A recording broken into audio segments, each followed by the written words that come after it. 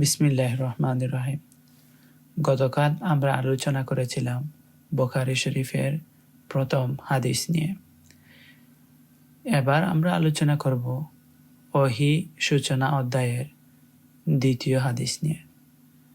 এই হাদিসের মূল বিষয় হচ্ছে রাসূল সাল্লাল্লাহু আলাইহি ওয়াসাল্লামের প্রতি কিভাবে ওহী শুরু হয়েছিল।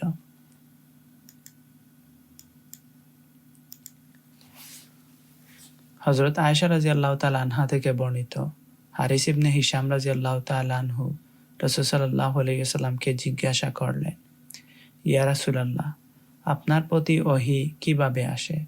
রাসূল সাল্লাল্লাহু আলাইহি ওয়াসাল্লাম বললেন, কোনো সময় তা ঘণ্টা ধ্বনির ন্যায় আমার নিকট আসে, আর এটিই আমার উপর সবচাইতে কষ্টদায়ক হয়, এবং তা সমাপ্ত হতেই ফেরেশতা যা বলেন আমি তা মুখস্থ করে নেই। আবার কখনো ফেরেশতা মানুষের আকৃতিতে আমার সঙ্গে কথা বলেন, তিনি যা বলেন আমি তা মুখস্থ করে ফেলি। আয়েশা রাদিয়াল্লাহু তাআলা আনহা বলেন, আমি প্রচণ্ড শীতের দিনে ওহী নাজিলরত অবস্থায় নবীজিকে দেখেছি। ওহী শেষ হলেই তার কপাল থেকে ঘাম ঝরে পড়ত। আসুন এই হাদিসটা আমরা আরেকটু বোঝার চেষ্টা করি। হাদিসটি বর্ণনা করেছেন হযরত আম্মা জান আয়েশা রাদিয়াল্লাহু তাআলা আনহা। হযরত আয়েশা রাদিয়াল্লাহু তাআলা আনহা বলেন,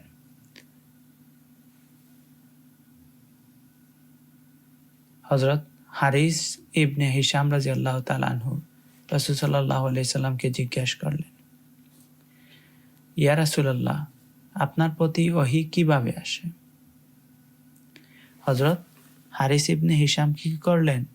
নবীজিকে জিজ্ঞাসা করলেন, ইয়া রাসূলুল্লাহ, আপনার প্রতি ওহী কিভাবে আসে?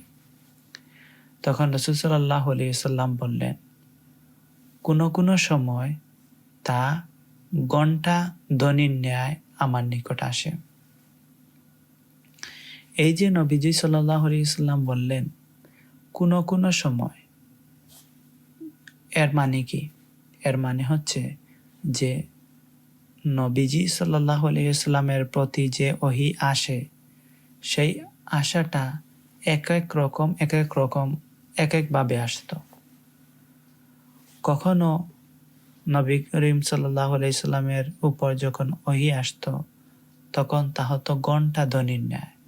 অর্থাৎ নবীজি শুনতে পেতেন যে ঘণ্টা ধ্বনির ন্যায় কিছু বাজছে। তখন বুঝতে পেতেন যে এখন ওহী নাজিলের সময় হয়ে গেছে। নবীজি সাল্লাল্লাহু আলাইহি সাল্লাম বলেন, আর এটি আমার উপর সবচাইতে কষ্টদায়ক হয়, এবং তা সমাপ্ত হতেই ফেরেশতা যা বলেন আমি তা মুখস্থ করে নেই। অর্থাৎ নবীজি সাল্লাল্লাহু আলাইহি ওয়াসাল্লামের উপর ওহী নাজিলের যে কয়েকটি রূপ ছিল, এর মধ্যকার এই যে রূপ, যে যখন ওহী নাজিল হবে তখন নবীজি ঘণ্টা ধ্বনি নিয়ে কিছু আওয়াজ শুনতেন, এই ধরনের ওহী যখন নবীজি সাল্লাল্লাহু আলাইহি ওয়াসাল্লামের উপর নাজিল হতো, এটি হতো অন্যান্য যে অবস্থায় নবীজির উপর ওহী নাজিল হতো সেই অবস্থার তুলনায় কষ্টদায়ক।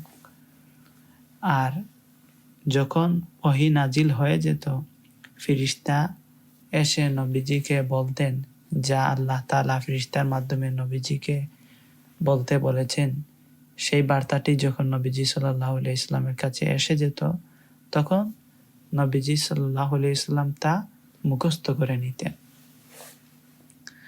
এরপর নবীজি কি বলেন দেখুন, আবার কখনো ফেরেশতা মানুষের আকৃতিতে আমার সঙ্গে কথা বলেন, তিনি যা বলেন আমি তা মুখস্থ করে ফেলি।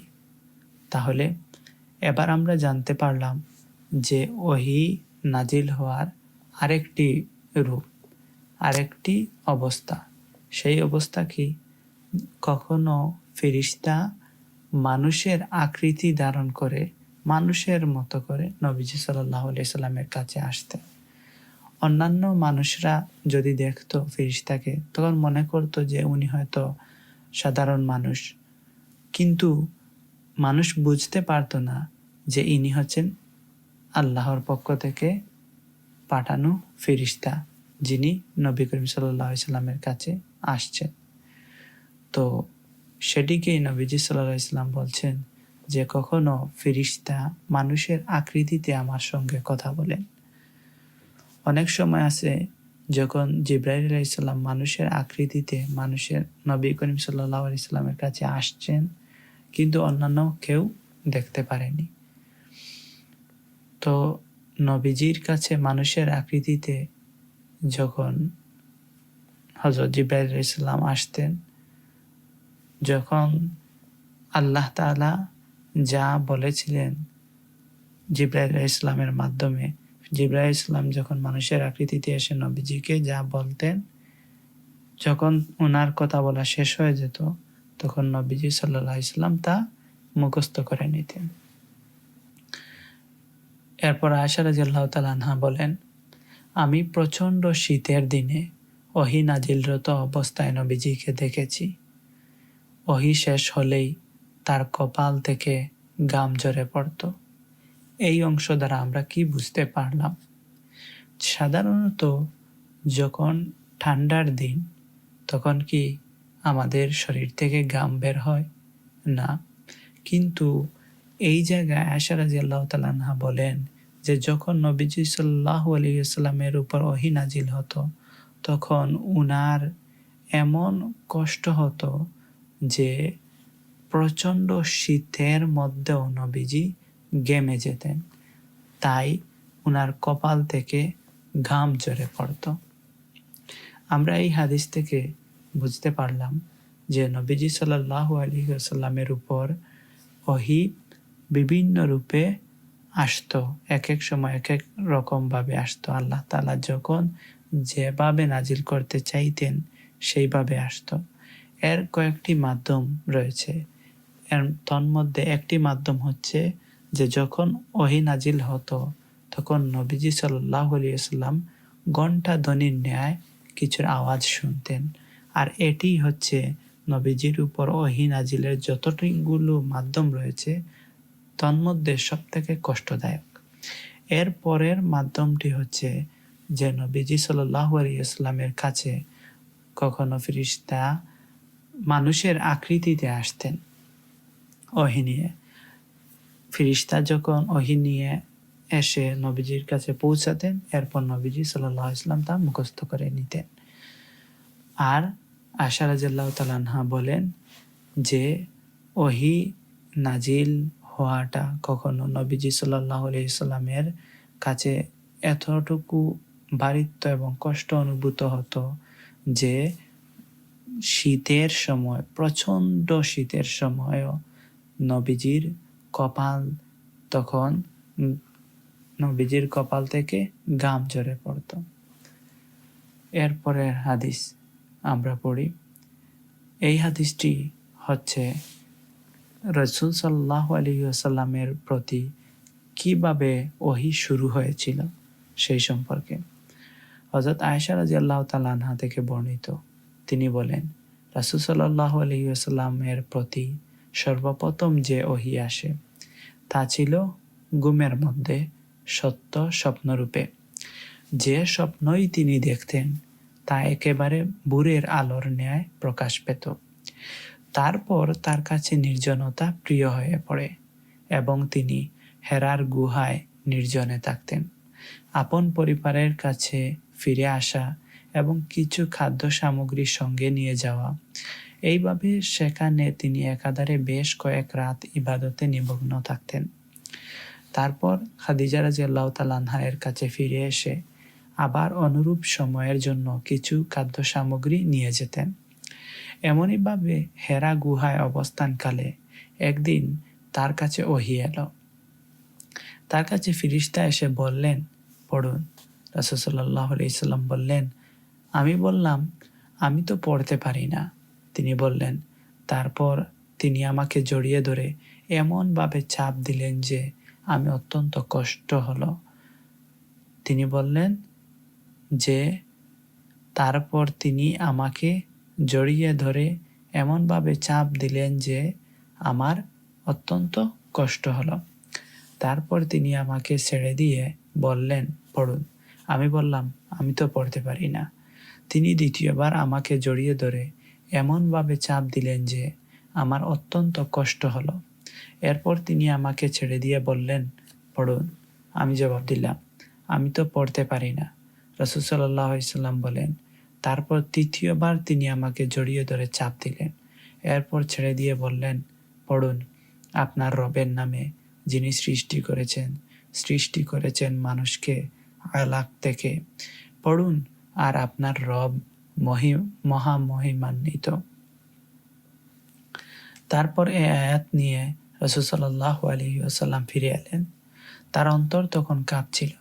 তিনি খাদিজা বিনতে খুয়াইলিদের কাছে এসে বললেন, আমাকে চাদর দিয়ে ঢেকে দাও, আমাকে চাদর দিয়ে ঢেকে দাও। তারা তাকে চাদর দিয়ে ঢেকে দিলেন। অবশেষে তার ভয় দূর হলো। তখন তিনি খাদিজা রাদিয়াল্লাহু তাআলা আনহা এর কাছে সকল ঘটনা জানিয়ে তাকে বললেন, আমি নিজের উপর আশঙ্কা বোধ করছি। খাদিজা রাদিয়াল্লাহু তাআলা আনহা বললেন, আল্লাহর কসম, কখনো না। আল্লাহ আপনাকে কখনো অপমানিত করবেন না। আপনি তো আত্মীয় স্বজনের সাথে সদ্ব্যবহার করেন, অসহায় দুর্বলের দায়িত্ব বহন করেন, নিঃস্বকে সাহায্য করেন, মেহমানের মেহমানদারি করেন এবং দুর্দশাগ্রস্তকে সাহায্য করেন। এরপর তাকে নিয়ে খাদিজা রাদিয়াল্লাহু তাআলা আনহা তার চাচাতো ভাই ওয়ারাকা ইবনে নওফল ইবনে আব্দুল আসাদ ইবনে আব্দুল উজ্জার কাছে গেলেন, যিনি জাহিলি যুগে ঈসাই ধর্ম গ্রহণ করেছিলেন। তিনি ইব্রানি ভাষা লিখতে জানতেন এবং আল্লাহর তৌফিক অনুযায়ী ইব্রানি ভাষা ইনজিল থেকে অনুবাদ করতেন। তিনি ছিলেন অত্যন্ত বয়োবৃদ্ধ এবং অন্ধ হয়ে গিয়েছিলেন। খাদিজা রাদিয়াল্লাহু তাআলা আনহা তাকে বললেন, হে চাচাতো ভাই, আপনার ভাতিজার কথা শুনুন। ওরাকা তাকে জিজ্ঞাসা করলেন, ভাতিজা, তুমি কি দেখো? রাসূল সাল্লাল্লাহু আলাইহি ওয়াসাল্লাম যা দেখেছিলেন সবই খুলে বললেন। তখন ওয়ারাকা তাকে বললেন, ইনি সে দূত যাকে আল্লাহ মুসা আলাইহিস সালামের কাছে পাঠিয়েছিলেন। আফসোস, আমি যদি সেদিন যুবক থাকতাম। আফসোস, আমি যদি সেদিন জীবিত থাকতাম, যেদিন তোমার কওম তোমাকে বের করে দিবে। রাসূল সাল্লাল্লাহু আলাইহি সাল্লাম বললেন, তারা কি আমাকে বের করে দিবে? তিনি বললেন, হ্যাঁ, অতীতে যিনি তোমার মতো কিছু নিয়ে এসেছেন তার সঙ্গেই শত্রুতা করা হয়েছে।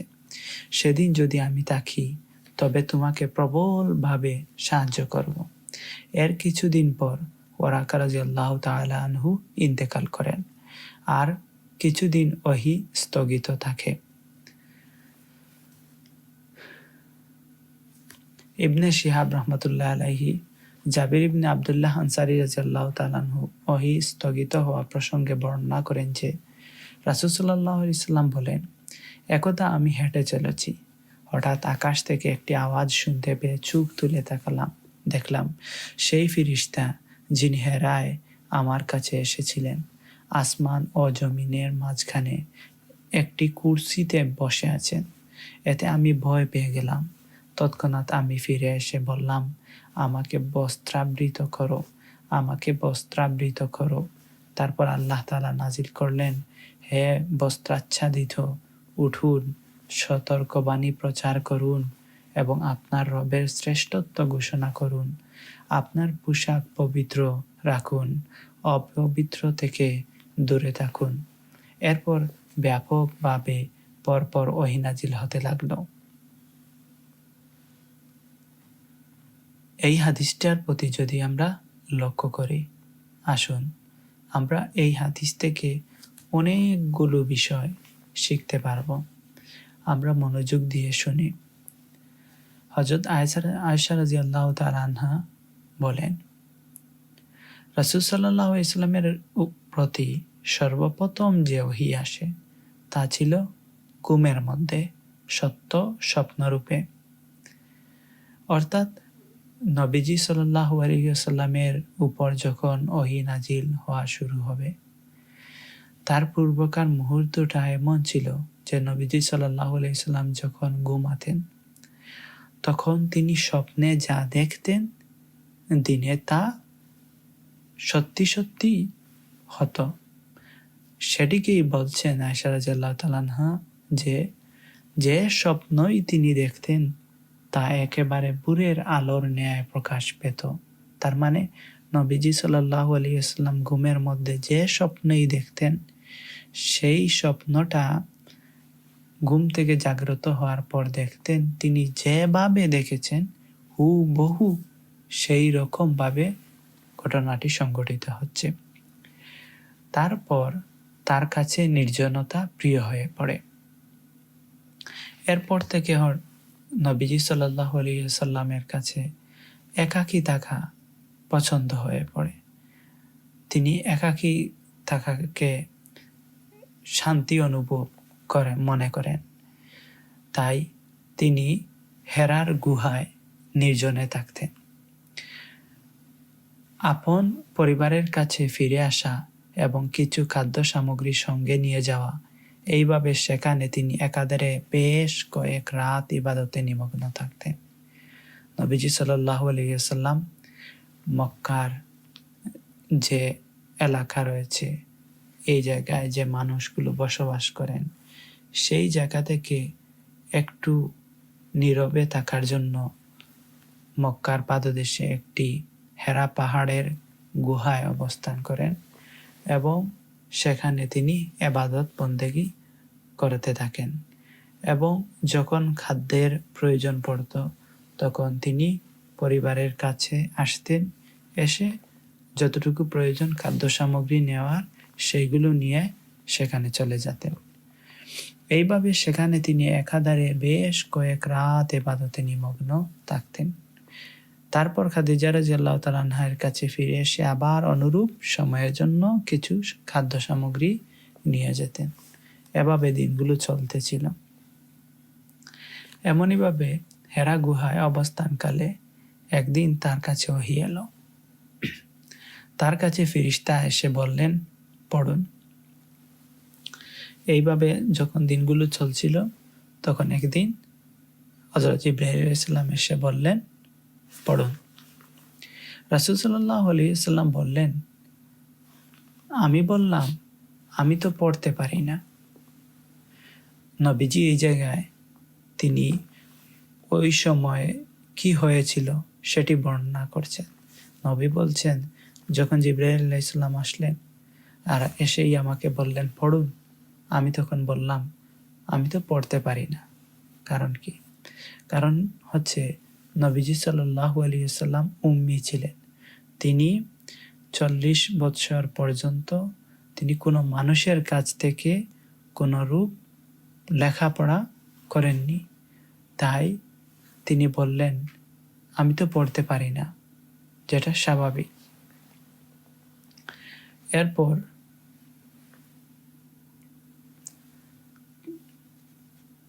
তিনি বলেন, তারপর তিনি আমাকে জড়িয়ে ধরে এমনভাবে চাপ দিলেন যে আমার অত্যন্ত কষ্ট হলো। নবীজি বললেন, এরপর হযরত জিবরাইল আলাইহিস সালাম আমাকে জড়িয়ে ধরে এমনভাবে চাপ দিলেন যে আমার অত্যন্ত কষ্ট হলো। তারপর তিনি আমাকে ছেড়ে দিয়ে বললেন, পড়ুন। জিবরাইল আলাইহিস সালাম যখন দ্বিতীয়বার বললেন পড়ুন, তখন নবীজি সাল্লাল্লাহু আলাইহি ওয়াসাল্লাম পুনরায় বললেন, আমি তো পড়তে পারি না। তিনি দ্বিতীয়বার আমাকে জড়িয়ে ধরে এমনভাবে চাপ দিলেন যে আমার অত্যন্ত কষ্ট হলো। এরপর তিনি আমাকে ছেড়ে দিয়ে বললেন, পড়ুন। এরপরও নবীজি বললেন, আমি তো পড়তে পারি না। এইভাবে যখন 3 বার হয়ে গেল, রাসূল সাল্লাল্লাহু আলাইহি ওয়াসাল্লাম বলেন, তারপর তৃতীয়বার তিনি আমাকে জড়িয়ে ধরে চাপ দিলেন। এরপর ছেড়ে দিয়ে বললেন, পড়ুন। আপনার রবের নামে, যিনি সৃষ্টি করেছেন মানুষকে আলাক থেকে, পড়ুন। আর আপনার রব মহা মহিমান্বিত।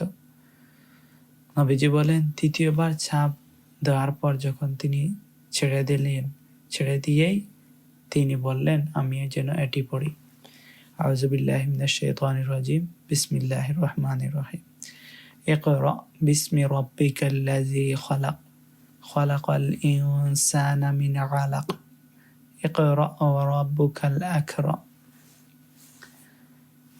এই আয়াতগুলো পড়তে বললেন।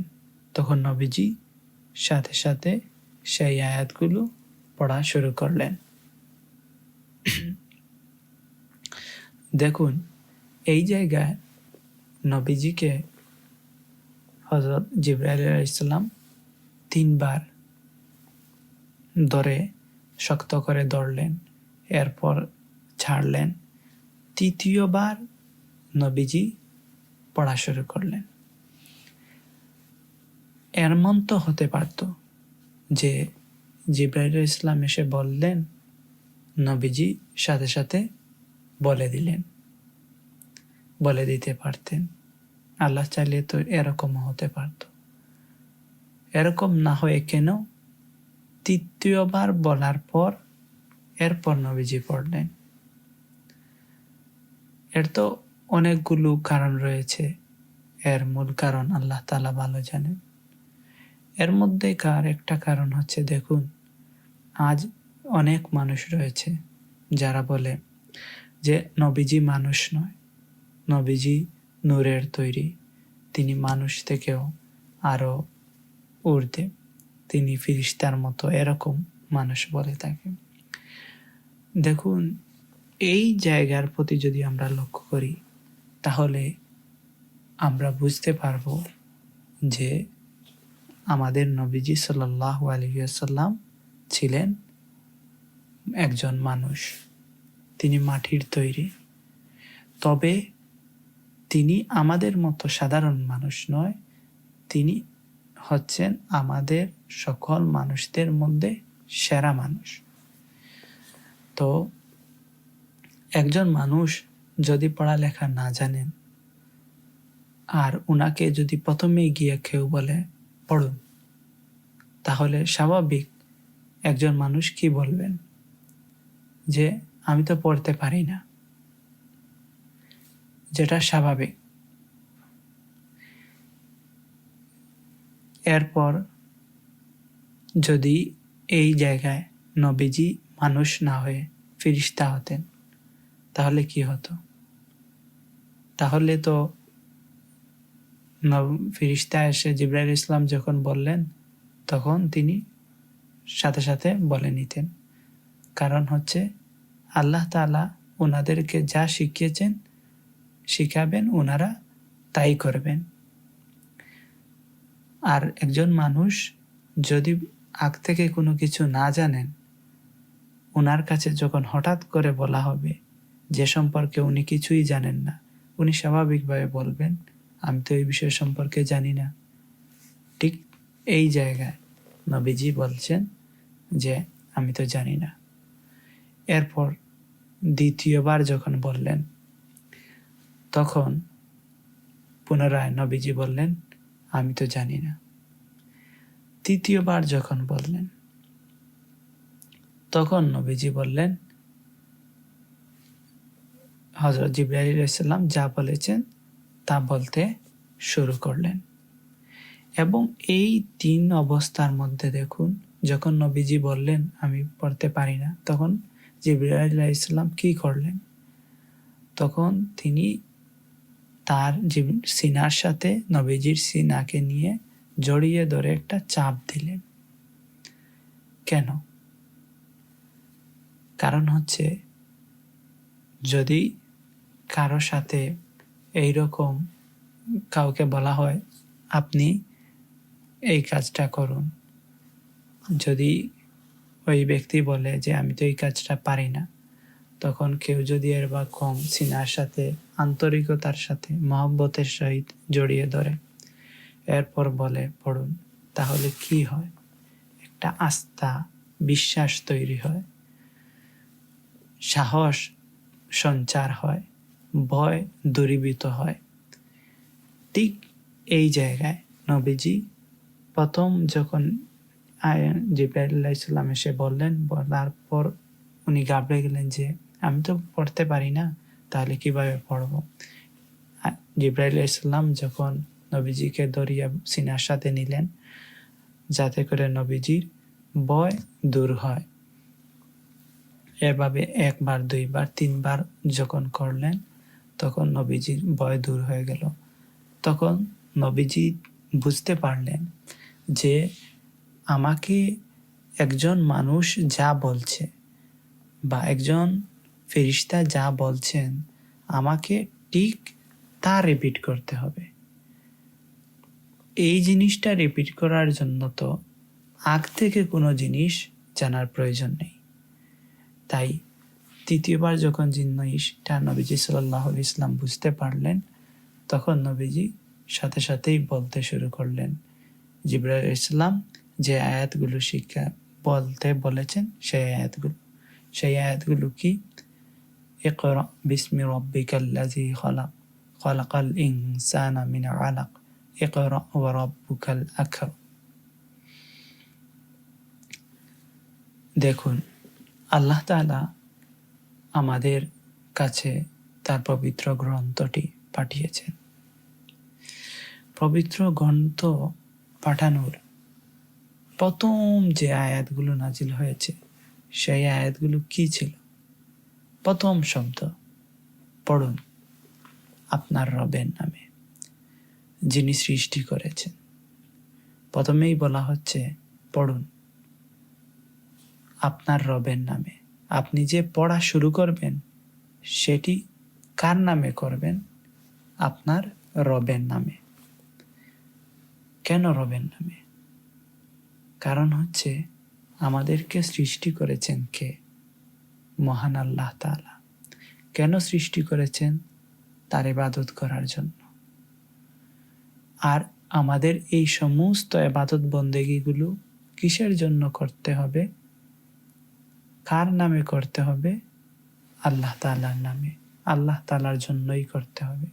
সুতরাং আমরা যে পড়ব সেই পড়াটা হবে কার জন্য? আমাদের মহান রবের নাম জন্য। তাই নবীজি মাধ্যমে আল্লাহ তাআলা আমাদেরকে জানিয়ে দিচ্ছেন যে পড়ুন আপনার রবের নামে। এখন এই রবকে, সেই রবের পরিচয় দিয়ে দিচ্ছেন। রব হচ্ছেন তিনি যিনি সৃষ্টি করেছেন। কি সৃষ্টি করেছেন? আল্লাহ তাআলা বলছেন যে সৃষ্টি করেছেন মানুষকে আলাক থেকে। আল্লাহ তাআলা মানুষকে সৃষ্টি করেছেন আলাক। আলাক মানে হচ্ছে জমাট রক্ত পিণ্ড। আমরা যখন মায়ের গর্ভে থাকি তখন জমাট রক্ত, এরপর বিভিন্ন প্রক্রিয়ার মধ্য দিয়ে আমাদের জন্ম হয়। এই যে প্রক্রিয়া যা কে করে? এটি কি কোনো মানুষ করতে পারবে? কখনোই না। কোনো মাখলুক করতে পারবে? কখনোই না। এই প্রক্রিয়াটা যিনিই করেন তিনিই হচ্ছেন আমাদের সৃষ্টিকর্তা, তিনিই হচ্ছেন আমাদের রব। এরপর বললেন আল্লাহ তাআলা পড়ুন আর আপনার রব মহামহিমান্বিত। এই জায়গায় দেখুন আল্লাহ তাআলার নাম রয়েছে ৯৯টা। তন্মধ্যে রব শব্দটি কেন আনলেন? কেন আল্লাহ তাআলা অন্য ৯৯ নামের মধ্য থেকে যে কোনোটি নিয়ে আসলেন না? এর অনেকগুলো কারণ রয়েছে, মহান আল্লাহ তাআলা ভালো জানেন। তবে এর মধ্যখান একটা কারণ হচ্ছে যে রব শব্দের অর্থ হচ্ছে প্রতিপালক। আল্লাহ তাআলা প্রথমে কি বলছেন? যে আল্লাহ তাআলা হচ্ছেন তিনি যিনি মানুষকে জমাট রক্তপিণ্ড থেকে অর্থাৎ আলাক থেকে সৃষ্টি করেছেন। এই সৃষ্টি করার পর তিনি ছেড়ে দেননি। সৃষ্টি করার পর এরকম যেরকম ইচ্ছা তুমি যাও, তুমি বাঁচলে বাঁচো, না বাঁচলে নাই, এরকম উদ্ভ্রান্তের মতো আমাদেরকে ছেড়ে দেননি।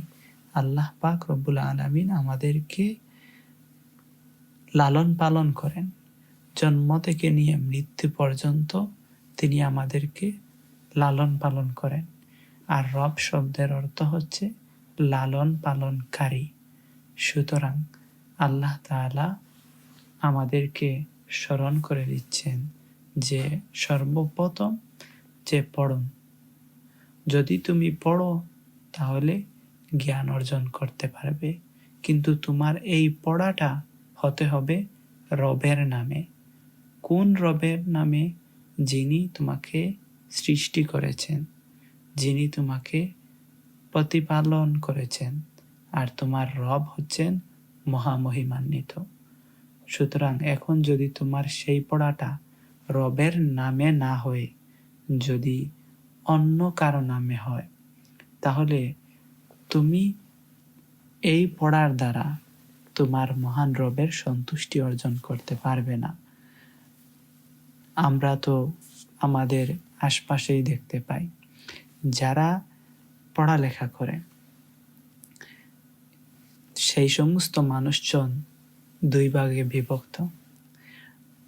দুইজন মানুষ প্রখর মেধাবী, খুব বেশি পড়াশোনা করে, সব বিষয় নিয়ে পড়াশোনা করে। একজন মানুষ পড়াশোনা করে মহান রবের নামে, মহান আল্লাহ তাআলাকে খুশি এবং রাজি এবং খুশি করার জন্য। আর আরেকজন পড়ালেখা করে, সে আল্লাহ তাআলার নামে পড়ে না, সে আল্লাহ তাআলাকে রাজি এবং খুশি করার জন্য পড়ে না, শুধুমাত্র জানার জন্য পড়ে। দিন শেষে কি হয়? একজন মানুষ যে আল্লাহ তাআলার নামে আল্লাহ তাআলাকে রাজি এবং খুশি করার জন্য পড়েছে, সে আল্লাহ তাআলা তাকে যে উদ্দেশ্যে সৃষ্টি করেছেন, ইবাদত বন্দেগী করার জন্য, আল্লাহ তাআলার আনুগত্য করার জন্য, তার বিধানাবলী পালন করার জন্য, সে সেই দিকে ধাবিত করে, নিজের জীবনকে সেই দিকে উৎসর্গ করে, নিজের জ্ঞানকে আল্লাহ তাআলার রাজি এবং খুশি করার পথে ব্যয় করে। আর যে পড়েছে কিন্তু মহান রবের সন্তুষ্টি অর্জনের জন্য নয়, মহান রবের নাম নিয়ে পড়েনি, সে দেখা যায় নাস্তিক, মুরতাদ, অন্য কিছু হয়ে গেছে। আর সেই সমস্ত মানুষদের জীবন শুধুমাত্র পশু নয়, পশু থেকেও আরো নিকৃষ্ট হয়ে যায়। আপনি দেখবেন সেই সমস্ত মানুষ অনেকগুলো বই পড়েছে, তাদের রুমের ভিতর গেলে দেখবেন বই আর বই, তাদের প্রতিটা সেলফ একটির উপর আরেকটি বই, বই দিয়ে ঘর ভরা, হাঁটার জায়গা নেই। কিন্তু ওই মানুষগুলো এমন এমন কথা বলছে যেগুলো একটা পশুর থেকে আরো নিকৃষ্ট ধরনের হয়ে থাকে, যেগুলো একজন সুস্থ স্বাভাবিক মানুষ চিন্তাই করতে পারে না। কেন? সে তো পড়েছে, তার তো কিতাবের কোনো শেষ নেই, কিন্তু কেন সে এমন কথা বলে, এমন জিনিস চিন্তা করে যেগুলো একটা পশুর সমান বা তার থেকে আরো নিকৃষ্ট হয়? কারণটাই হচ্ছে সে মহান রবের নামে পড়েনি, মহান রবকে সন্তুষ্টির জন্য পড়েনি, সে তার সেই মহান রবকে চিনতে পারেনি, যে যিনি তাকে সৃষ্টি করেছেন, যিনি তাকে প্রতিপালন করেছেন। সে তার সেই রবকে চিনতে পারেনি যিনি মহামহিমান্বিত। সুতরাং আমাদের প্রচুর পড়ালেখা করতে হবে। নিজের জীবনকে যদি আমরা মহান আল্লাহ তাআলার রাহে বিলিয়ে দিতে চাই, নিজের জীবন দ্বারা মহান আল্লাহ তাআলার ইবাদত বন্দেগী করতে চাই সঠিকভাবে, এবং দ্বীনে ইসলামের তরে নিজের জীবনকে কুরবান করতে চাই, তাহলে আমাদেরকে প্রচুর পড়ালেখা করতে হবে। তবে সেটি হবে কিভাবে? সেটি হবে মহান আল্লাহ তাআলার নামে এবং মহান আল্লাহ তাআলাকে রাজি এবং খুশি করার জন্য। এটাই নবীজির উপর সর্বপ্রথম যে ওহী নাজিল হয়েছিল, সেটির মাধ্যমে আল্লাহ তাআলা এই কথাটি বুঝিয়ে দিয়েছেন। তারপর এ আয়াত নিয়ে রাসূল সাল্লাল্লাহু আলাইহি ওয়াসাল্লাম ফিরে এলেন। যখন নবীজির উপর এই আয়াতটি নাজিল হলো, তখন নবীজি সাল্লাল্লাহু আলাইহি ওয়াসাল্লাম হেরা গুহা থেকে খাদিজা রাদিয়াল্লাহু তাআলা আনহা এর কামরায় অর্থাৎ নবীজির নিজ বাসভবনে চলে আসলেন। তার অন্তর তখন কাঁপছিল। তিনি খাদিজা বিনতে খুয়াইলিদের কাছে এসে বললেন, আমাকে চাদর দিয়ে ঢেকে দাও, আমাকে চাদর দিয়ে ঢেকে দাও। তারা তাকে চাদর দিয়ে ঢেকে দিলেন। অর্থাৎ যখন নবীজির উপর ওহী নাজিল হলো, নবীজি ঘরে আসলেন, তখন নবীজি সাল্লাল্লাহু আলাইহি ওয়াসাল্লাম বিয়ে করেছেন। ওনার স্ত্রী ছিলেন আম্মাজান খাদিজা বিনতে খুয়াইলিদ রাদিয়াল্লাহু তাআলা আনহা। তখন তিনি অন্য আর কাউকে তখনও বিয়ে করেননি। তো খাদিজা রাদিয়াল্লাহু তাআলা আনহাকে এসেই বললেন যে আমাকে চাদর দিয়ে রেখে দাও, আমাকে চাদর দিয়ে রেখে দাও। সাধারণত স্বাভাবিকভাবে নবীজি হচ্ছেন একজন মানুষ। যখন তার কাছে এরকম অলৌকিক বিশাল একটি দায়িত্ব আসছে, তখন নবীজি প্রথমত ভয় পেয়ে গিয়েছিলেন। তাই স্বাভাবিক আমাদের যে আমরা যদি ভয় পাই, তাহলে আমাদের অন্তরটা কাঁপতে শুরু করে। যখন আমাদের ভিতর কাঁপা শুরু করে, তখন শরীরে ঠান্ডা অনুভূত হওয়া শুরু হয়। যদিও তখন গরম থাকে, কিন্তু যদি আমরা ভয় পেয়ে যাই, তখন সমস্ত শরীর কি হয়, কাঁপতে শুরু করে। ঠিক নবীজির ক্ষেত্রেও সেটি হয়েছিল। নবীজি ঘরে এসে বললেন তার স্ত্রীকে যে আমাকে চাদর দিয়ে রেখে দাও। তখন খাদিজা রাদিয়াল্লাহু তাআলা আনহা নবীজিকে চাদর দিয়ে ঢেকে দিলেন এবং জড়িয়ে ধরলেন। যখন নবীজির শরীর উষ্ণতা অনুভব হলো, কিছুক্ষণ পর নবীজির ভয় দূর হলো। তখন তিনি খাদিজা রাদিয়াল্লাহু তাআলা আনহার কাছে সকল ঘটনা জানিয়ে তাকে বললেন, আমার নিজের উপর আশঙ্কা বোধ করছি। নবীজির সাথে কি কি ঘটনা ঘটেছিল হেরা গুহায়, সবকিছু তিনি তার স্ত্রীকে বললেন।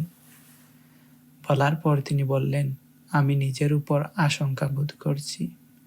অর্থাৎ নবীজি ভীত, এই প্রথম কোনো একটা বিষয় নিয়ে নবীজি এত ভীত সন্ত্রস্ত হয়েছেন। এত বড় একটা দায়িত্ব নবীজির উপর অর্পিত হয়েছে। তো নবীজি হয়তো ভাবছিলেন, এরকম যদি বারবার হতে থাকে, তাহলে আমার নিজের জীবনটা না হয় কি হয়ে যায়।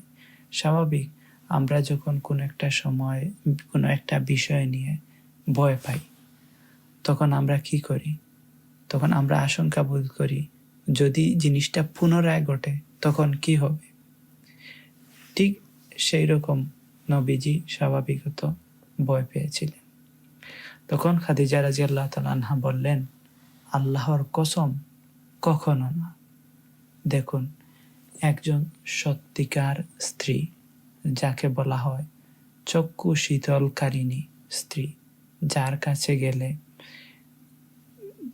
মনের যত ক্লান্তি রয়েছে সব কিছু দূর হয়ে যায়, যাকে আল্লাহ তাআলা সৃষ্টি করেছেন মানুষের আত্মার যে ক্লান্তি রয়েছে সেই ক্লান্তি দূরকারিণী হিসাবে,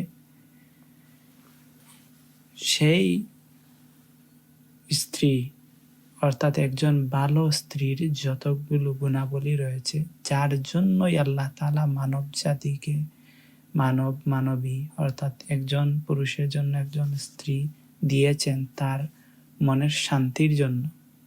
সেই রকম একজন স্ত্রী ছিলেন হযরত খাদিজা রাদিয়াল্লাহু তাআলা আনহা।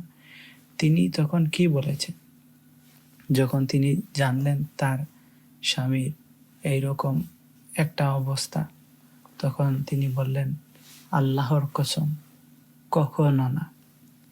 এই কখনো না দ্বারা কি উদ্দেশ্য? কখনো না মানে হচ্ছে যে নবীজি যে আশঙ্কা করছেন, হয়তো আমার এরকম আরেকবার হলে বা এরকম চলতে থাকলে আমি হয়তো মারা যাব বা কিছু হয়ে যাবে আমার জীবনে। তখন এখন হযরত খাদিজা রাদিয়াল্লাহু তাআলা আনহা নবীজিকে অভয় দিলেন, সান্ত্বনা দিলেন। সান্ত্বনা দিয়ে বললেন, কখনো না, আপনি কোনো চিন্তা করবেন না, আল্লাহ তাআলা আপনাকে কখনো অপমানিত করবেন না। এরপর তিনি কি বলছেন একটু লক্ষ্য করুন। আপনি কাউকে বললেন যে ঠিক আছে, আপনি ভীত হবেন না, আপনার ভীত হওয়ার কোনো কারণ নেই, আপনি কোনো ভয় পাবেন না, ব্যাস। এরপর যদি আপনি বলেন, ওই ব্যক্তিকে যদি আপনি পথ দেখিয়ে দেন যে কেন আপনার ভয় না পাওয়ার কারণ রয়েছে, কেন আপনার কিছুই হবে না, সেই কারণটি যদি আপনি তার সামনে সঠিকভাবে উপস্থাপন করতে পারেন, তাহলে তিনি যুক্তির মাধ্যমে বুঝতে পারবেন যে সত্যি আমার কোনো ভয় নেই।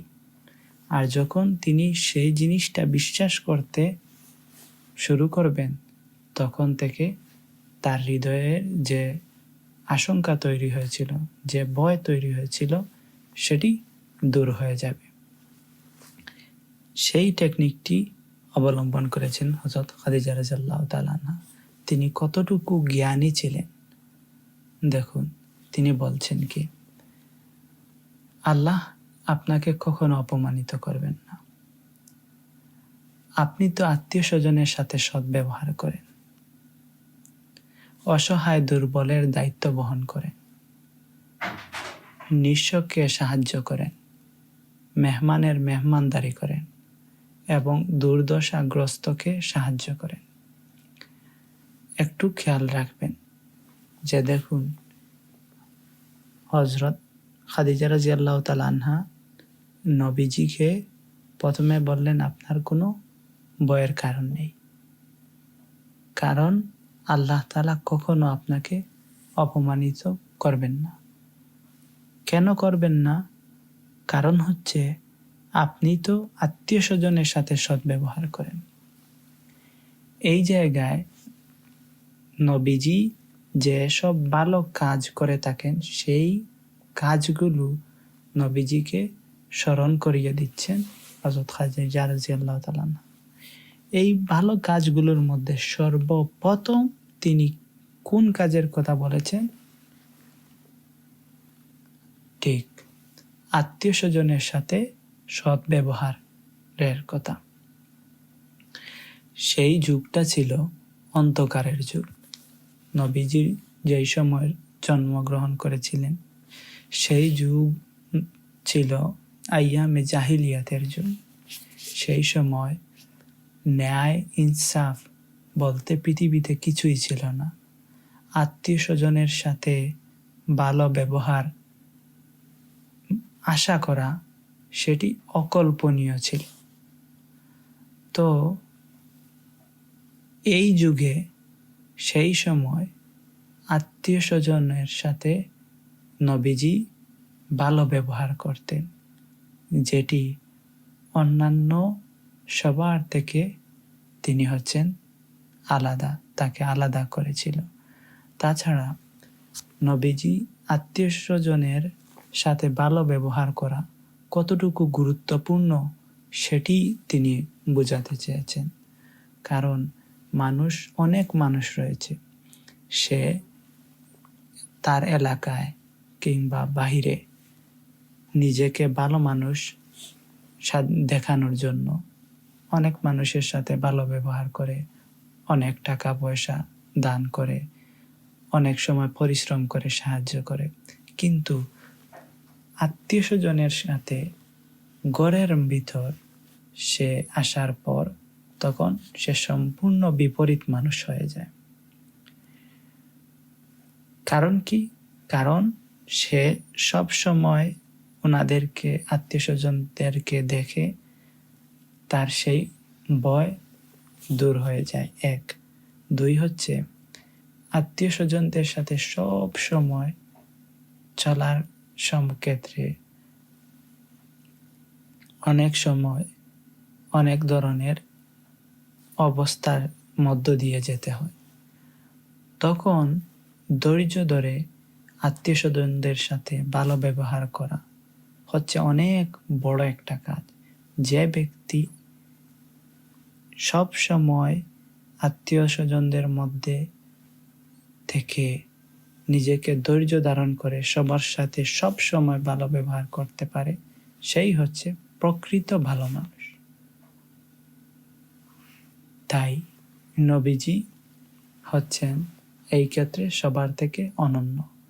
নবীজি আত্মীয় স্বজনদের সাথে সদ্ব্যবহার করতেন। এরপর তিনি বলেন, অসহায় দুর্বলের দায়িত্ব বহন করেন। শুধু আত্মীয় স্বজনদের সাথে নয়, নবীজি অসহায় দুর্বল, যেই সে আত্মীয় হোক অথবা অনাত্মীয় হোক, যেই হোক, পৃথিবীর যেই প্রান্তরে হোক, যেই অসহায় হতো, নবীজি যাকে যে অবস্থায় যে দিকে সে অসহায়, তিনি তার দায়িত্ব বহন করতেন, যেটা সেই যুগে পাওয়া অসম্ভব ছিল। এরপর নবীজির আরেকটি গুণ, সেটি কি? নিঃস্বকে সাহায্য করেন। নবীজি যদি কোনো অভাবগ্রস্ত ব্যক্তি হয় অথবা কোনো বিধবা নারী হয়, কোনো এতিম হয়, যে যেরকমভাবেই নিঃস্ব, নবীজি তার পাশে গিয়ে দাঁড়াতেন, যেটা সেই যুগে সেই রকম মানুষ পাওয়া প্রায় অসম্ভব ছিল। মেহমানের মেহমানদারি করেন। যদি কোনো মেহমান আসে তাহলে তাকে তিনি সম্মান দিতেন, তাকে তার যথা উপযুক্ত মেহমানদারি করতেন এবং দুর্দশাগ্রস্তকে সাহায্য করতেন। যে যেভাবে বিপদে পড়েছে, নবীজি যখন শুনতেন বা দেখতেন, তিনি তাকে তার সেই বিপদ কিভাবে দূর হয়, কিভাবে সাহায্য করলে তার সেই দুর্দশাগ্রস্ত অবস্থা দূর হয়, তিনি সেই ব্যবস্থা করতেন। তাহলে নবীজির মধ্যে কতটা গুণ রয়েছে, যা সেই গুণ সময়কার মানুষের মধ্যে প্রায় পাওয়া অসম্ভব। নবীজি হলেন মহামানব। সেই কথাটাই বলছেন হযরত খাদিজা রাদিয়াল্লাহু তাআলা আনহা। আর আপনি তো এই যে মহান কাজ করেন, এটি তো আপনার কোনো লাভের জন্য করেন না, বরং মহান আল্লাহ তাআলার জন্য করেন। সুতরাং মহান আল্লাহ তাআলা যেহেতু আপনার কাছে ওহী পাঠিয়েছেন, সুতরাং সেই আল্লাহ আপনার কখনো ক্ষতি হতে দিবেন না। এই রকম স্ত্রী পাওয়া হচ্ছে ভাগ্যের ব্যাপার। আমাদের নারীদের আদর্শ বেগম রোকেয়া কিংবা এরকম হাবিজাবি কেউ না হোক, আমাদের নারীদের আদর্শ হযরত খাদিজা রাদিয়াল্লাহু তাআলা আনহা এর মতো নারীরা হতে হবে। যদি হয় তাহলে তখন নারীরা বুঝতে পারবে যে তার পরিবারের মানুষদের সাথে কখন কিভাবে আচরণ করতে হবে।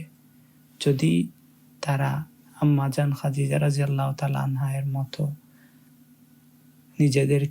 নিজের জীবনকে পরিচালনা করার চেষ্টা করে, তখন গিয়ে একজন স্বামীর জীবন হয়ে যাবে সুন্দর। তখন সে তার স্বামীর কাছে হয়ে উঠবে চক্ষু শীতলকারিণী। এরপর তাকে নিয়ে খাদিজা রাদিয়াল্লাহু তাআলা আনহা তার চাচাতো ভাই ওয়ারাকা ইবনে নওফল ইবনে আব্দুল আসাদ ইবনে আব্দুল উজ্জার কাছে গেলেন। খাদিজা রাদিয়াল্লাহু তাআলা আনহা শুধু নবীজিকে সান্ত্বনা দিয়েই তিনি ক্ষান্ত হননি, যে ঠিক আছে, আপনার কোনো ভয় নেই, আপনি হচ্ছেন এইরকম ভালো মানুষ, আপনি তো এই সব কিছু আল্লাহর জন্য করেন, তাহলে আল্লাহ আপনার কোনো কিছু করবেন না। শুধু এতটুকু বলেই ক্ষান্ত হননি। তিনি তার স্বামীকে আরো সান্ত্বনা, আরো সাহস দেওয়ার জন্য তিনি নবীজি সাল্লাল্লাহু আলাইহি ওয়াসাল্লামকে নিয়ে গেলেন তার চাচাতো ভাই ওয়ারাকা ইবনে নওফলের কাছে। ওয়ারাকা ইবনে নওফল ছিলেন জাহিলি যুগে ঈসাই ধর্ম গ্রহণ করেছিলেন। তিনি ছিলেন ঈসাই ধর্মের অনুসারী। নবীজি সাল্লাল্লাহু আলাইহি ওয়াসাল্লামের জন্মের নবুয়ত পাওয়ার আগ পর্যন্ত হযরত ঈসা আলাইহিস সালামের ধর্মই ছিল সঠিক ধর্ম। ওই সময়ে যিনি ঈসাই ধর্মের উপর ছিলেন, সঠিক ঈসাই ধর্মের উপর ছিলেন, তিনি ছিলেন মুসলমান মুমিন। তো সেই রকম একজন মুমিন ছিলেন হযরত ওয়ারাকা ইবনে নওফল। তো তিনি ইব্রানি ভাষায় লিখতে জানতেন এবং আল্লাহর তৌফিক অনুযায়ী ইব্রানি ভাষায় ইনজিল থেকে অনুবাদ করতেন। তিনি তো ছিলেন ঈসাই, আর যে ইনজিল যেটি ছিল সেটি ছিল ইব্রানি ভাষায় লেখা। তিনি ইব্রানি ভাষায় জানতেন, আর তিনি সেই ইব্রানি ভাষাকে অনুবাদ করতেন আরবিতে। তিনি ছিলেন অত্যন্ত বয়োবৃদ্ধ এবং অন্ধ হয়ে গিয়েছিলেন। তিনি ছিলেন অনেক বয়স্ক, আর বয়স্ক হওয়ার দরুন তিনি অন্ধ হয়ে গিয়েছিলেন।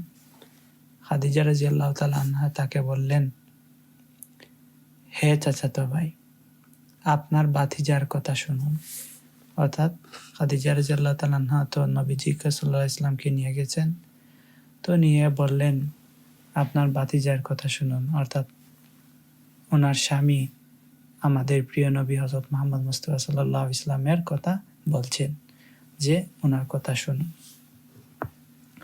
ওয়ারাকা তাকে জিজ্ঞাসা করলেন, ভাতিজা তুমি কি দেখো? নবী সাল্লাল্লাহু আলাইহি ওয়াসাল্লাম সম্পর্কে তিনি জানতে চাইলেন। তখন রাসূল সাল্লাল্লাহু আলাইহি ওয়াসাল্লাম যা দেখেছিলেন সব খুলে বললেন। এই যে জায়গায় নবীজি সাল্লাল্লাহু আলাইহি ওয়াসাল্লামের সাথে আরেকটি ঘটনা ঘটছিল। সেটি হচ্ছে যে নবীজি সাল্লাল্লাহু আলাইহি ওয়াসাল্লাম যখন রাস্তা দিয়ে হাঁটতেন, তখন তিনি শুনতে পেতেন কেউ যেন তাকে ডাকছে। তিনি পিছন ফিরে কাউকে দেখতে পেতেন না। এইরকম একদিন যখন কেউ একজন ডাকছে, তখন তিনি সামনের দিকে তাকালেন। তখন দেখলেন যে সেই হেরা গুহার ফিরিস্তা উনার সামনের আসমানের এক পাশ থেকে আরেক পাশ পর্যন্ত জুড়ে একটি কুরসির উপর বসে আছেন। সেই অবস্থা দেখে তিনি ভয় পেয়ে গিয়েছিলেন। তো এই সব কিছু সম্পর্কে ওয়ারাকা ইবনে নওফল জিজ্ঞাসা করলেন যে ভাতিজা তুমি কি দেখো, তোমার সাথে কি কি ঘটে, মানে সেইগুলো বলো। তখন রাসূল সাল্লাল্লাহু আলাইহি ওয়াসাল্লাম যা দেখেছিলেন সব খুলে বললেন। তখন ওয়ারাকা তাকে বললেন, ইনি সে দূত যাকে আল্লাহ মূসা আলাইহিস সালামের কাছে পাঠিয়েছিলেন। তখন ওয়ারাকা তো তিনি ইনজিলের জ্ঞানী ছিলেন, তিনি ইনজিল পড়তে পারতেন। আর ইনজিলে ঈসা আলাইহিস সালামের উপর অবতীর্ণ হয়েছিল। প্রতিটা নবী, প্রত্যেক নবীর কাছে ওহী আসছিল যে শেষ জামানায় একজন রাসূল আসবেন, তার নাম হবে মুহাম্মদ, তিনি দেখতে এইরকম হবেন। এবং প্রত্যেক নবীর কাছে হযরত জিবরাইল আলাইহিস সালাম যে আসতেন, জিবরাইল আলাইহিস সালাম কিভাবে আসতেন সবগুলোই পূর্ববর্তী ধর্মগ্রন্থগুলোতে লেখা ছিল। তো তিনি সেখান থেকে পড়ে বুঝতে পারলেন যে নবীজির ঘটনা এবং পূর্ববর্তী ধর্মগ্রন্থে যেভাবে বলা হয়েছে যে শেষ নবীর সাথে এই রকম ঘটনা ঘটবে, তিনি এই রকম হবেন, এই সবগুলো মিলিয়েই তিনি বুঝতে পারলেন যে নবীজি সাল্লাল্লাহু আলাইহি সাল্লামের কাছে যেই ফেরেশতা আসেন এবং যেই ফেরেশতাকে তিনি আকাশে দেখেছেন, ইনি হচ্ছেন সেই দূত যাকে আল্লাহ মূসা আলাইহিস সালামের কাছে পাঠিয়েছিলেন। ইনি হচ্ছেন সেই ফেরেশতা হযরত জিবরাইল আলাইহিস সালাম। এরপর ওরাকা ইবনে নওফল বললেন, আফসোস, আমি যদি সেদিন যুবক থাকতাম, আফসোস, আমি যদি সেদিন জীবিত থাকতাম, যেদিন তোমার কওম তোমাকে বের করে দিবে। যখন ওরাকা ইবনে নওফল এইরকম কথা বলতে থাকলেন, তখন নবী করিম সাল্লাল্লাহু আলাইহি ওয়াসাল্লাম আশ্চর্য হয়ে বললেন, তারা কি আমাকে বের করে দিবে? নবীজি আশ্চর্য হওয়ার কারণ হচ্ছে, তখন মক্কার কাফিররা নবীজির পর যখন নবুয়ত আসছিল তার পূর্ব পর্যন্ত সবাই নবীজিকে আল-আমিন বলে ডাকত। আল-আমিন শব্দের অর্থ বিশ্বাসী, অর্থাৎ সেই যুগ ছিল আইয়ামে জাহিলিয়াতের যুগ, সেই যুগ ছিল অন্ধকারের যুগ, সেই যুগে বিশ্বাসী মানুষ পাওয়া প্রায় অসম্ভব ছিল, সেই যুগে ভালো মানুষ পাওয়া অসম্ভব ছিল। নবীজির মতো ভালো মানুষ, বিশ্বাসী মানুষ সেই যুগে ছিলই না। তাই যেহেতু তিনি হচ্ছেন একজন বিশেষ মানুষ, তাই তারা সবাই নবীজিকে আল-আমিন বলতো। তাদের জিনিসপত্র, মূল্যবান সম্পদ সব কিছু নবীজির কাছে আমানত হিসেবে রাখত।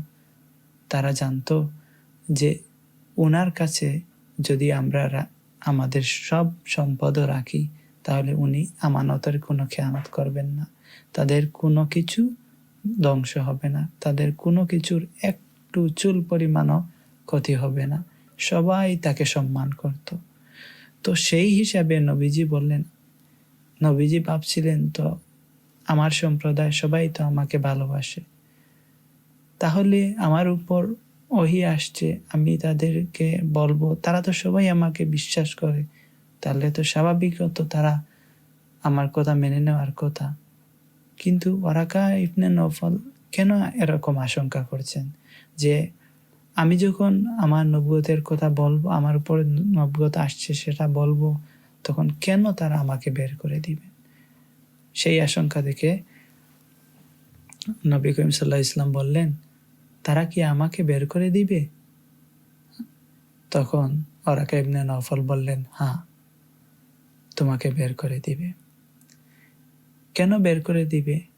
কারণটা হচ্ছে, অতীতে যিনি তোমার মতো কিছু নিয়ে এসেছেন তার সঙ্গেই শত্রুতা করা হয়েছে। অতীতে যে নবী তার কওমের কাছে নবুয়ত আসার পর আল্লাহ তাআলার বাণী পৌঁছাতে গেছেন, সাথে সাথে সমস্ত গোত্রের লোকেরা তার সাথে শত্রুতা পোষণ করেছে। প্রত্যেক নবীকেই নবুয়ত আসার পূর্বে তার সম্প্রদায়ের কাছে তিনি সবার সেরা ছিলেন। কারণ হচ্ছে উনারা হচ্ছেন আল্লাহ তাআলার কাছ থেকে বাছাইকৃত বান্দা। উনারা তো সবার থেকে আলাদাই হবেন, সবার থেকে সেরা হবেন। তো উনারা যখন নবুয়ত আসার আগ পর্যন্ত মানুষের সাথে উঠা বসা করতেন, তখন উনাদের আচার ব্যবহার সব কিছুই ছিল আলাদা, ভালো, সব থেকে ভালো, সবার সেরা। তাই সবাই উনাদেরকে স্বাভাবিকত ভালোবাসে। কিন্তু যখনই নবুয়ত তাদের উপর আসে, সত্যের বাণী পৌঁছে দেন, তখন আল্লাহ তাআলা তো মানুষ বানিয়েছেন দুই রকম, এক দল হচ্ছে জান্নাতি আর এক দল হচ্ছে জাহান্নামী। এক দল হচ্ছে সত্যের পক্ষের লোক আর এক দল হচ্ছে অসত্যের পক্ষের লোক। স্বাভাবিকত যারা অসত্যের পথের লোক, তাদের শরীর জ্বলেই উঠবে। তারা তো সত্য এই বাণীটা স্বাভাবিকভাবে নেবে না, তারা তাড়াতাড়ি মানতে চাইবে না। তাই তারা করত কি, অতীতে যিনি তোমার মতো কিছু নিয়ে এসেছেন তার সঙ্গেই শত্রুতা করা হয়েছে। সেদিন যদি আমি থাকি তবে তোমাকে প্রবলভাবে সাহায্য করব। ওরাকা ইবনে নওফল আফসোস করে বলছেন, তিনি তো বৃদ্ধ হয়ে গেছেন, বয়সের বারে অন্ধ হয়ে গেছেন। তাই তিনি আফসোস করে বলছেন যে ওনার জীবনের শেষ সময়ে এসে তিনি শেষ নবী হযরত মুহাম্মদ মুস্তাফা সাল্লাল্লাহু আলাইহি সাল্লামকে পেলেন। আর তিনি বুঝতে পারছেন যে যখনই নবীজি বলবেন তার নবুয়তের কথা তার সম্প্রদায়ের কাছে, তখন সম্প্রদায়ের লোকেরা সেই আগের নবীদের সাথে যেরকম আচরণ করছে, এই সম্প্রদায়েরও অনেক লোক তার সাথে সেই রকম আচরণ করবে। অর্থাৎ নবীজি সত্যের বাণী মানুষের কাছে পৌঁছে দিতে বাধার সম্মুখীন হবেন। তখন তো কেউ তার সাথে সাপোর্টে থাকতে হবে। সেই কথাই তিনি বলছেন, যদি আমি থাকি তাহলে আমি প্রবলভাবে তোমাকে সাহায্য করব। এরপর কিছুদিন পর হযরত ওরাকা ইবনে নওফল রাদিয়াল্লাহু তাআলা আনহু ইন্তেকাল করেন। এরপর কিছুদিন ওহী স্থগিত থাকে।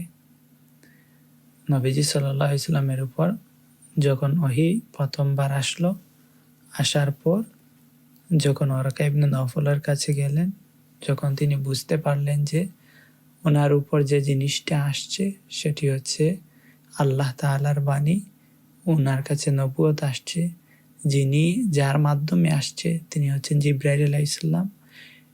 ইনি এইরকমভাবে শুধু নবীজির কাছে প্রথমই আসেননি, বরং ওনার পূর্ববর্তী যেই সমস্ত নবীগণ ছিলেন সবার কাছেই আল্লাহ তাআলার পক্ষ থেকে বার্তাবাহক হিসাবে এসেছিলেন। আর ওনার নাম হচ্ছে জিবরাইল আলাইহিস সালাম। উনি মুসা আলাইহিস সালামের কাছেও এসেছিলেন। এইসব কিছু জানার পর কিছুদিন ওহী আসা স্থগিত হয়ে যায়। হাদিসের শেষ অংশে আমরা যেই ঘটনাটি জানতে পারি, সেই ঘটনা হচ্ছে আমরা একটু পূর্বে বলেছিলাম সেই ঘটনা। আসুন আমরা পড়ে নেই একটু। রাসূল সাল্লাল্লাহু আলাইহি ওয়াসাল্লাম বলেন, ওহী স্থগিত হওয়া প্রসঙ্গে বর্ণনা করতে গিয়ে নবীজি সাল্লাল্লাহু আলাইহি ওয়াসাল্লাম বলেন, একদা আমি হেঁটে চলেছি, হঠাৎ আকাশ থেকে একটি আওয়াজ শুনতে পেয়ে চোখ তুলে তাকালাম। দেখলাম সেই ফেরেশতা যিনি হেরায় আমার কাছে এসেছিলেন আসমান ও জমিনের মাঝখানে একটি কুরসিতে বসে আছেন। এতে আমি ভয় পেয়ে গেলাম। তৎক্ষণাৎ আমি ফিরে এসে বললাম, আমাকে বস্ত্রাবৃত করো, আমাকে বস্ত্রাবৃত করো। তারপর আল্লাহ তাআলা নাজিল করলেন, হে বস্ত্রাচ্ছাদিত, উঠুন, সতর্ক বাণী প্রচার করুন এবং আপনার রবের শ্রেষ্ঠত্ব বর্ণনা করুন। আপনার পোশাক পবিত্র রাখুন, অপবিত্রতা থেকে দূরে থাকুন। নবীজির উপর যখন ওহী আসা বন্ধ হয়ে গেল, তো ওহী আসা বন্ধ কিছুদিন স্থগিত, বন্ধ বলতেন কিছুদিন আসেনি, স্থগিত হয়ে গেল। তো স্থগিত হওয়ার সময় নবীজি অনেক পেরেশান ছিলেন, চিন্তিত ছিলেন। একদিন রাস্তা দিয়ে হাঁটছিলেন, হঠাৎ শুনেন কেউ নবীজিকে ডাকছেন। তখন নবীজি আকাশের দিকে তাকালেন, মুখ তুলে তাকালেন। যখন নবীজি আকাশের দিকে ডাক শুনে চোখ তুলে তাকালেন, তখন দেখলেন সেই ফেরেশতা যিনি হেরায় গুহায় এসেছিলেন, আসমান ও জমিনের মাঝখানে একটি কুরসিতে বসে আছেন, এই রকম বিশাল আকারে। তখন তা দেখে নবীজি ভয় পেয়ে গিয়েছিলেন। তিনি সাথে সাথে বাসায় আসলেন। আসার পর তিনি ভয়ে কাঁপতেছিলেন। হযরত খাদিজা রাদিয়াল্লাহু তাআলা আনহাকে বললেন, আমাকে বস্ত্রাবৃত করো, মানে হচ্ছে গরম কিছু দিয়ে, কম্বল দিয়ে আমাকে জড়িয়ে ধরো, আমাকে শরীরে কাপড় দাও। তখন হযরত খাদিজা রাদিয়াল্লাহু তাআলা আনহার শরীরে কম্বল দিলেন, বস্ত্রাবৃত করলেন। তখন আল্লাহ তাআলা নবীজির উপর এই আয়াতটি নাজিল করলেন। আয়াতটি হচ্ছে ইয়া আইয়ুহাল মুদ্দাসির কুম ফাআনজির, যার অর্থ হচ্ছে হে বস্ত্রাচ্ছাদিত। নবীজি যেহেতু কাপড় দ্বারা নিজের শরীরকে আবৃত করে রেখেছিলেন, ঢেকে রেখেছিলেন, তাই আল্লাহ তাআলা নবীজিকে সম্বোধন করে বললেন, হে বস্ত্রাচ্ছাদিত, উঠুন, সতর্কবাণী প্রচার করুন এবং আপনার রবের শ্রেষ্ঠত্ব ঘোষণা করুন। আপনার পোশাক পবিত্র রাখুন, অপবিত্রতা থেকে দূরে থাকুন। আল্লাহ তাআলা বলে দিচ্ছেন যে এখন আর বস্ত্রাচ্ছিত কাপড় শরীর মুড়িয়ে রাখার সময় নয়। আপনি উঠুন এবং মানুষের কাছে আল্লাহ তাআলার সতর্কবাণী প্রচার করুন।